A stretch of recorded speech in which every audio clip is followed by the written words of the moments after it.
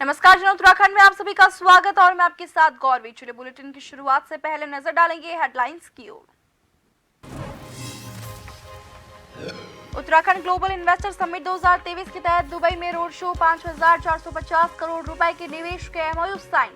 CM Dhami ने उद्योग घरानों को किया आमंत्रित।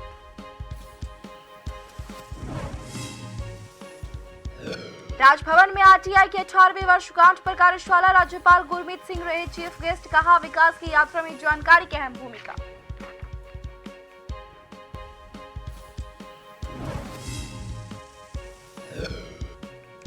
मंत्री प्रेमचंद अग्रवाल ने किया आजीविका मेले का शुभारंभ। महिलाओं के द्वारा बनाए गए स्थानीय उत्पादों को बाजार मुहैया कराना उद्देश्य। पौड़ी बस अड्डे और गार्डर ब्रिज का भी किया निरीक्षण।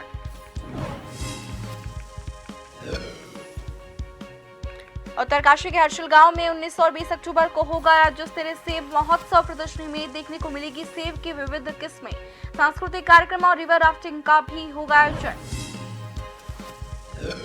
पहाड़ों में 3 दिन की बरसात और बर्फबारी के बाद निकली चटक धूप। मौसम हुआ सुहावना, चांदी की तरह चमक रही ऊंची पहाड़ियां, चल रही है बर्फीली हवाएं।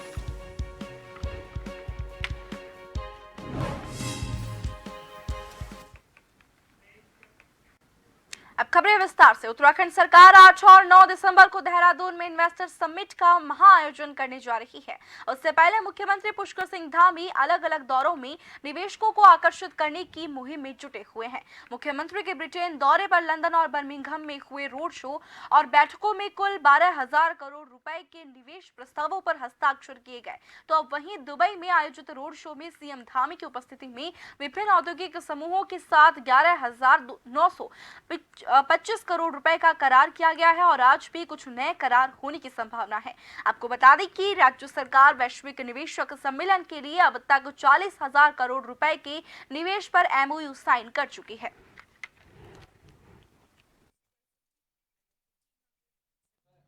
हाँ, देखिए, बिल्कुल जिस प्रकार से माननीय मुख्यमंत्री जी ने लंदन में भी कई हज़ार करोड़ रुपए के एमओयू साइन हुए थे उनके प्रवास के दौरान, इस बार भी दुबई में गए हैं। वहाँ पर उद्योगपतियों से मुलाकात हुई है। लगभग कल 12,000 करोड़ रुपए के लगभग एमओयू साइन हुए। आज भी उद्योगपतियों से मिलने वाले हैं, आज भी एमओयू साइन होने वाले। मैं कह सकता हूँ उत्तराखंड के विकास के लिए, उत्तराखंड के औद्योगिक विकास के लिए ये आने वाले समय में मील का पत्थर साबित होगा और हमारे जो युवा हैं, उत्तराखंड के युवा हैं, उनको अपने प्रदेश में रोजगार मिलेगा। इस पर सरकार फोकस होकर काम कर रही है। राजधानी देहरादून में दिसंबर माह में होने वाले इन्वेस्टर समिट की तैयारियों को लेकर तैयारियां जो है तेज की जा रही है। संबंधित सभी विभाग अधिकारी ग्लोबल इन्वेस्टर समिट के सफल आयोजन के लिए निरंतर तैयारी करने की कवायद में जुटे हुए हैं। मसूरी देहरादून विकास प्राधिकरण देहरादून के सौंदर्यीकरण के कार्यों को कर रहा है। वहीं करीब 60 करोड़ से ज्यादा के सौंदर्यीकरण के कार्य किए जा रहे हैं। एमडीडी के उपाध्यक्ष बंशीधर तिवारी ने बताया कि ग्लोबल इन्वेस्टर समिट के लिए राजधानी देहरादून की करीब 111 किलोमीटर लंबे मार्गों का सौंदर्यीकरण किया जाएगा। इसके लिए प्राधिकरण ने करीब 60 करोड़ के बजट का प्रावधान किया है। एमडीडी उपाध्यक्ष बंशीधर तिवारी ने कहा कि स्वच्छ दून हरित दून की थीम पर शहर को सुंदर बनाया जाएगा।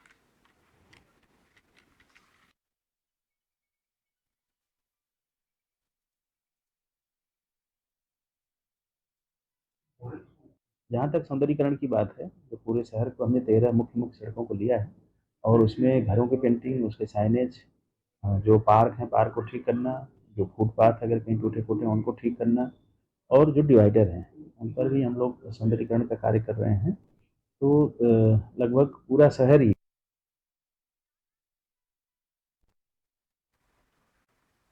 मुख्यमंत्री पुष्कर सिंह धामी ने यूएई दौरे के दौरान बुधवार को अबू धाबी में निर्माणाधीन हिंदू मंदिर में ईंटें रखकर कार सेवा की। मुख्यमंत्री ने कहा कि अबू धाबी में यह अद्भुत हिंदू मंदिर बन रहा है। यहां पर हिंदू धर्म को स्थापित करने और मंदिर का निर्माण का जो कार्य चल रहा है, ये हम सबके लिए गौरव के क्षण है।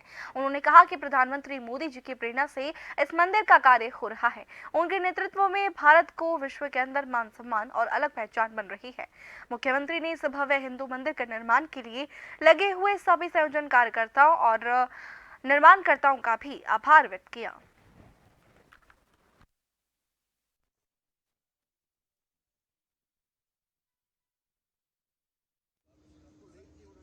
यूएई में हिंदू मंदिर जो यहाँ बन रहा है बहुत ही अद्भुत है और पूरे हिंदू धर्म को यहाँ पर स्थापित किया जाने का काम, मंदिर के निर्माण का काम हम सब के लिए बहुत ही गौरव के क्षण हैं। और निश्चित रूप से यहाँ पर आकर मैं समझता हूँ भगवान की कृपा से हम यहाँ पहुँचे हैं। मैं इस अवसर पर सभी निर्माणकर्ताओं को, सभी इसका संयोजनकर्ताओं को, प्रमुख स्वामी जी महाराज को नमन करता हूँ। मुख्यमंत्री उत्तराखंड सरकार के द्वारा वर्ष 2025 तक उत्तराखंड को नशा मुक्त उत्तराखंड बनाए जाने के लिए दिए गए निर्देशों के तहत एसपी चंपावत देवेंद्र पिंचा के निर्देश में चलाए जा रहे ऑपरेशन क्रैकडाउन के तहत बुधवार को लोहाघाट की कार्रवाई की गई। वहीं पलाई क्षेत्र में लोहाघाट पुलिस ने लोहाघाट थाने के एसओ मनीष खत्री के नेतृत्व में कार्यवाही करते हुए नशे के कारोबार में अंकुश लगाने के मद्देनजर ग्रामीणों के द्वारा खेतों में बोई गई 30 नाली भांग की खेती को नष्ट किया गया। साथ ही अवैध तरीके से भांग खेती नहीं करने के लिए ग्रामीणों को आवश्यक निर्देश दिए गए।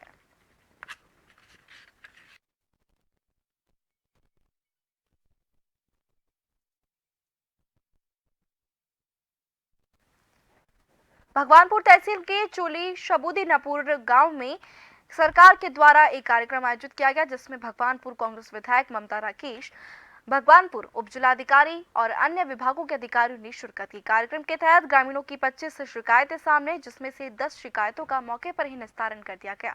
वहीं क्षेत्र की सबसे बड़ी समस्या सोनाली नदी में भारी बारिश से हुई कटान से परेशान किसानों ने अपनी समस्याओं को अधिकारियों के सामने रखा।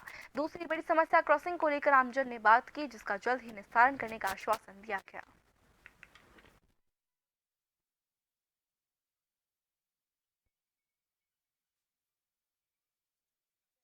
राज्य को उपयुक्त भूमि आसपास के शिकायत है, जिनमें से प्रमुख शिकायत जो है हमारे चोली शाबुदीनापुर की किसान भाइयों की कुछ जमीन अभी जो पिछले अतिवृष्टि के कारण नदी में चली गई, जिस वजह से गांव वालों ने बाढ़ सुरक्षा दीवार की प्रसिद्ध फोटो लगवाने की बात कही। उसको मैंने प्रमुखता से लेने के लिए कहा है। उसके अलावा तालाब का सौंदर्यीकरण आवश्यक है। विद्यालय में जहाँ हम खड़े हुए कार्यक्रम हो रहा है, यहाँ जल भराव की दिक्कत रहती है, तो यहाँ भी जल भराव की समस्या से निजात पाने के लिए कुछ कमरों की भी आवश्यकता है। इसके अलावा और शिकायतें कुछ पेंशन संबंधी है, राशन कार्ड संबंधी और आवास संबंधी शिकायत आई हैं, जिनका अधिकतर समस्याओं का मौके पर निस्तारण कर दिया गया है। 10 का समाधान मौके पे हुआ है, बाकी को नोट कर लिया गया है। संबंधित विभागों को पत्र भेज दिया जाएगा और कोशिश की जाएगी कि इसका 100% समाधान हो। काशीपुर में पंडित नारायण दत्त तिवारी की जयंती पर सांस्कृतिक और सम्मान समारोह का कार्यक्रम आयोजित किया गया। कार्यक्रम का शुभारंभ मुख्य अतिथि उत्तराखंड विधानसभा में नेता प्रतिपक्ष यशपाल आर्य, जसपुर क्षेत्र के विधायक आदेश चौहान, काशीपुर क्षेत्र के विधायक त्रिलोक सिंह ने किया। विद्यार्थियों के द्वारा भव्य रंगारंग कार्यक्रम आयोजित किया गया, जिसको सभी उपस्थित श्रोताओं ने अपनी तालियों से सराहा। इस मौके पर काशीपुर क्षेत्र का नाम अंतर्राष्ट्रीय स्तर पर रोशन करने वाली आयकर अधिकारी गीता टंडन कपूर को पंडित तिवारी के नाम से घोषित प्रथम नारायण दत्त तिवारी स्मृति सम्मान समारोह से अलंकृत किया गया। उत्तराखंड के विकास, उत्तर प्रदेश के विकास में उनका बहुत महत्वपूर्ण भूमिका रही और देश को विभिन्न पदों पर, देश सरकार में विभिन्न पदों पर, चाहे योजना मंत्री के रूप में, चाहे विदेश मंत्री के रूप में, चाहे इस्पात खान मंत्री के रूप में, चाहे उद्योग मंत्री के रूप में, चाहे उत्तर प्रदेश के मुख्यमंत्री के रूप में, चाहे उत्तराखंड के मुख्यमंत्री के रूप में, उन्होंने अपनी एक छाप छोड़ी, अपने बुद्धि से, अपने विवेक से। तिवारी जी को विकास हमारे आज वरिष्ठ कांग्रेसी हमारे प्रदेश में जो महेंद्र भी लोहिया विकास जी हुआ आपकी है सेवा और में देखिए लगे हुए हैं। इंडस्ट्रियलाइजेशन हुई है वो उन्हीं की बदौलत है और हमारी शायद पार्टी जो है उसी को प्रचार उन्हीं का के वितरण हो रहा है। रोड मैप के ऊपर हम लोग आगे काम कर रहे हैं और उन्हीं की वजह से आज जो प्रदेश जो है जो स्टेज पे है उन्हीं की बदौलत। प्रदेश में संचालित आवासीय शैक्षणिक संस्थाओं के सघन निरीक्षण के निर्देश दिए हैं। इसी क्रम में अपर मुख्य सचिव राधा रतूड़ी ने समस्त जिलाधिकारी और वरिष्ठ पुलिस अधीक्षक को कार्रवाई के लिए निर्देशित किया है। बता दें, दृष्टिबाधित बच्ची के यौन शोषण के आरोप में पुलिस ने National Association for the Blind नवारखेड़ा के महासचिव और संचालक श्याम धाना को गिरफ्तार भी कर लिया है। गौरतलब है कि मुख्यमंत्री ने इस अमानवीय घटना का गंभीरतापूर्वक संज्ञान लेते हुए निर्देशित किया है कि प्रदेश में संचालित तमाम अन्य आवासीय संस्थाओं में तत्काल सघन निरीक्षण किया जाए ताकि इस प्रकार की दुखद और हृदय विदारक घटना की पुनरावृत्ति न हो।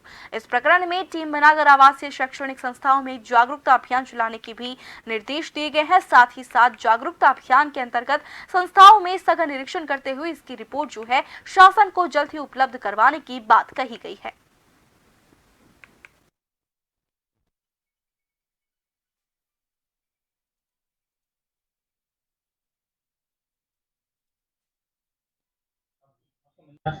जिस तरह का प्रकरण आया निश्चित रूप से बहुत ही चिंताजनक है और निंदनीय भी है और इसी को लेकर के माननीय मुख्यमंत्री ने निर्देशित किया है कि जितने भी आवासीय विद्यालय हैं वो चाहे प्राइवेट संस्थाएं चला रही हैं या हमारे सरकारी क्षेत्र में हैं या कोई अशासकीय हैं, तो सभी का निरीक्षण और सघन चेकिंग अभियान उसका चलाया जाएगा ताकि इस तरह की जो घटनाएं हैं अगर कहीं हैं तो सामने और इस तरह की पुनरावृत्ति न हो उस पर रोक लगे। रुड़की की सिविल लाइन कोतवाली क्षेत्र में गंगा नहर किनारे स्थित कश्यप घाट के पास एक पेड़ पर सुबह एक बड़ा अजगर बैठा हुआ दिखाई दिया।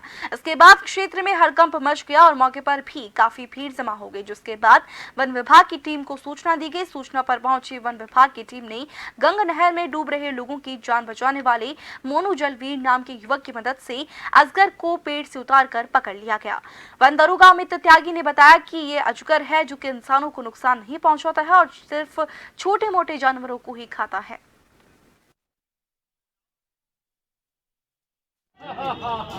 आज सुबह टाइम में कस्बा घाट से फोन आया था मुझे, पंडित जी यहाँ पे रहते हैं वो कस्बा घाट से, उनका फोन आया सांप देखा गया, रस सांप बहुत बड़ा और वो भी पेड्डे पे चढ़ा पड़ा था। अब उसे सांप तो देखने चक्कर में लोगों की भीड़ लग गई। अजगर सांप था?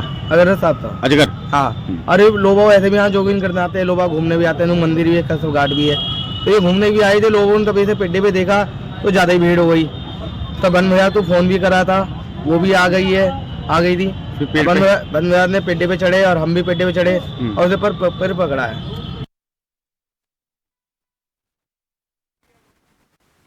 और इसी बीच अब वक्त है एक छोटे से ब्रेक का।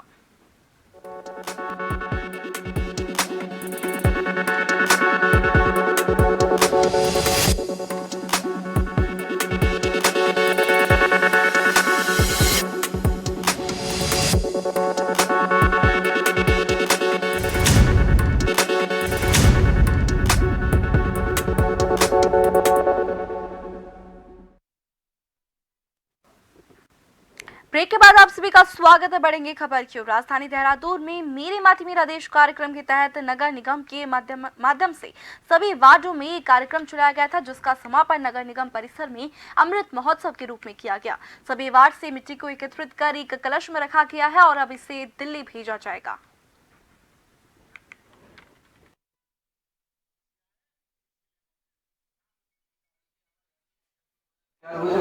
कि आज पूरे देहरादून जिले से जो अमृत कलश माननीय प्रधानमंत्री जी के आह्वान पर मेरी माटी मेरा देश, मिट्टी को नमन वीरों को वंदन कार्यक्रम जो है पूरे देश भर में जो है बड़े जोश और उत्साह के साथ और अपने वतन के प्रति जो प्रेम और स्नेह दिखाने का मौका इस कार्यक्रम के माध्यम से मिला है। सबको अपनी मिट्टी से जुड़कर रहना चाहिए और मिट्टी के साथ साथ जो आज यहाँ पर कार्यक्रम में हमारे शहीदों के परिवार आए हैं, हमारे स्वतंत्रता सेनानी परिवार आए हैं, हमारे सैनिकों के परिवार आए हैं। राजधानी में नकली दवाओं का मामला सामने आने के बाद औषधि विभाग ने अपनी विजिलेंस को सक्रिय कर आम लोगों के लिए टोल फ्री नंबर जारी किया है। ड्रग कंट्रोलर ताजबर जग्गी ने बताया कि टोल फ्री नंबर 1800-180-4246 पर कोई भी व्यक्ति नकली दवाओं से जुड़ी शिकायत दर्ज कर सकता है। इसी के साथ ड्रग कंट्रोलर ने आदेश भी जारी करके सभी औषधि और वरिष्ठ औषधि निरीक्षक और गढ़वाल कुमाऊं की लाइसेंसिंग अथॉरिटी को आवंटित करके क्षेत्र में दवाओं की गुणवत्ता की जांच करके रिपोर्ट देने को भी कहा है। उन्होंने ये भी जानकारी दी है कि कई बार इस आदेश के बावजूद कोई भी अफसर इसकी रिपोर्ट नहीं दे रहे हैं। उन्होंने आगे बताया कि आगे से इसे गंभीर लापरवाही मानकर कड़ी कार्रवाई जो है की जाएगी।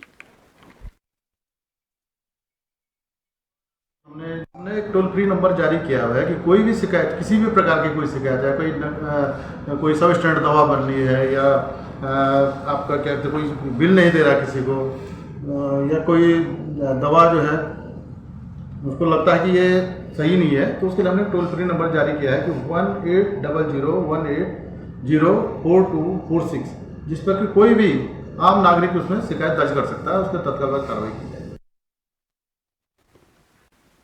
फिल्म अभिनेत्री शैरी अग्रवाल ने काशीपुर नगर निगम में पहुंचकर स्वच्छता और पर्यावरण का संदेश दिया। उन्होंने कहा कि शहर को खूबसूरत बनाने के लिए प्लास्टिक का प्रयोग बंद करना होगा। स्वच्छ भारत स्वस्थ भारत अभियान के तहत काशीपुर नगर निगम में पहुंची अभिनेत्री शैरी अग्रवाल ने कहा कि सिंगल प्लास्टिक यूज को भारत सरकार ने बैन किया है, इसके बावजूद हम इससे बाहर नहीं निकल पा रहे हैं। उन्होंने कहा कि अकेले कोई भी कार्य सफल नहीं होता है, हम सबको मिलकर ही इस शहर को खूबसूरत बना सकते हैं। सबसे पहले कहूँगी कि मुझे इस काबिल समझा गया कि यहाँ पर बुलाया गया सभी लोगों को मेरा मैसेज देने के लिए, और मैं सभी लोगों को ये मैसेज देती हूँ कि स्वच्छता एक बहुत ही इम्पॉर्टेंट चीज़ है। जैसे कि हम अपना घर स्वच्छ रखते हैं, अपने आप को स्वच्छ रखते हैं, उसी तरह हमें पर्यावरण को और अपने सबसे पहले तो अपने खुद की। उत्तरकाशी के सीमांत क्षेत्र के हर्षिल गांव में आगामी 19 और 20 अक्टूबर को राज्य स्तरीय सेव महोत्सव का आयोजन किया जा रहा है। हर्षिल में आयोजित होने वाला 2 दिवसीय राज्य स्तरीय सेव महोत्सव बहुआयामी होगा। इस महोत्सव की प्रदर्शनी में जहां सेव की विविध किस्में देखने को मिलेगी, वहीं बागवानी को लेकर विशेषज्ञों से संवाद, नई तकनीकों की जानकारी जैसे अनेक महत्वपूर्ण सत्र भी आयोजित किए जाएंगे। इस दौरान सांस्कृतिक कार्यक्रम और रिवर राफ्टिंग आदि गतिविधियों का भी आयोजन होगा। महोत्सव के आयोजन की तैयारियों को अंतिम रूप देने के लिए जिलाधिकारी अभिषेक रोहिला ने जिला मुख्यालय पर अधिकारियों की बैठक लेकर वाइब्रेंट विलेज की इस महत्वपूर्ण आयोजन को कामयाब बनाने के निर्देश दिए हैं। उत्तरकाशी में सेब की फसलों को बढ़ावा देने के लिए और कृषकों के ज्ञानवर्धन के लिए एक हर्षिल में सेब महोत्सव का आयोजन किया जा रहा है 19 और 20 अक्टूबर को। इससे संबंधित अभी बैठक की गई है, सभी विभागों को आवश्यक तैयारियों के निर्देश दे दिए गए हैं और उम्मीद है कि एक अच्छा कार्यक्रम आयोजित होगा और इसमें सभी जनपदवासियों से अनुरोध है कि वे बढ़ चढ़ के हिस्सा लें और सेब से संबंधित सभी प्रकार की जानकारियाँ प्राप्त करने के लिए इस कार्यक्रम में जरूर। हल्द्वानी में कुमाऊं कमिश्नर दीपक रावत ने कैंप ऑफिस में लोगों की जन समस्या सुनी, जिसमें जमीनी विवाद, अतिक्रमण से जुड़े और कोटाबाग में सरकारी हॉस्पिटल में महिला की डिलीवरी के बाद बच्चे की मौत समेत कई अन्य मामले सामने आए। इस दौरान कमिश्नर दीपक रावत एक पीड़ित 17 साल के बाद जमीन वापस दिलाई, जिस पर पीड़ित हरीश चंद्र पांडे और उसके परिवार ने कमिश्नर दीपक रावत का धन्यवाद किया।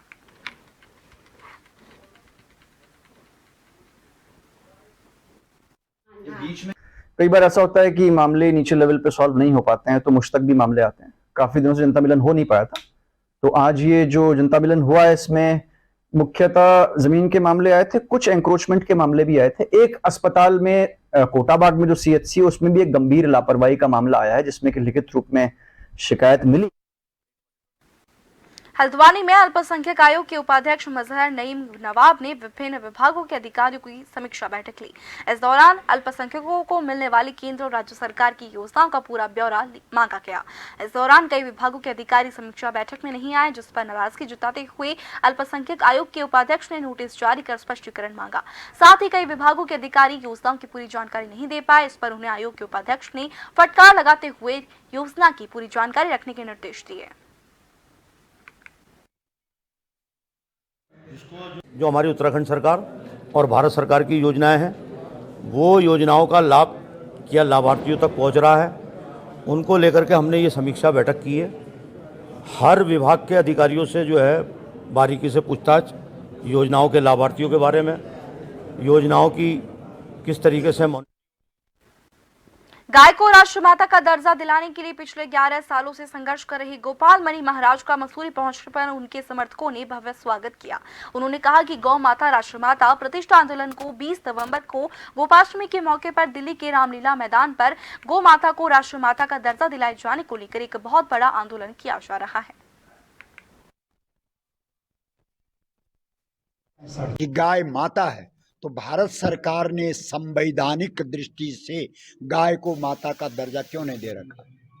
और आपको प्रसन्नता होगी इस बात की कि उत्तराखंड विधानसभा ने और हिमाचल विधानसभा ने इस प्रस्ताव को, एक सूत्रीय प्रस्ताव को पास करके केंद्र को भेजा है कि गौ माता को राष्ट्रमाता का सम्मान मिलना चाहिए। हम उत्तराखंड की विधानसभा को और हिमाचल की विधानसभा को पहाड़ों में 3 दिनों की बरसात और बर्फबारी के चलते मौसम सुहावना हो चला है। चटक धूप खिल चुकी है, जिसकी वजह से ऊंची ऊंची पहाड़ियां दूर से ही देखने पर बेहद खूबसूरत चांदी की तरह चमकती दिख रही है। आपको बता दें कि पहाड़ों में 3 दिनों तक लगातार मौसम का मिजाज बदला हुआ था।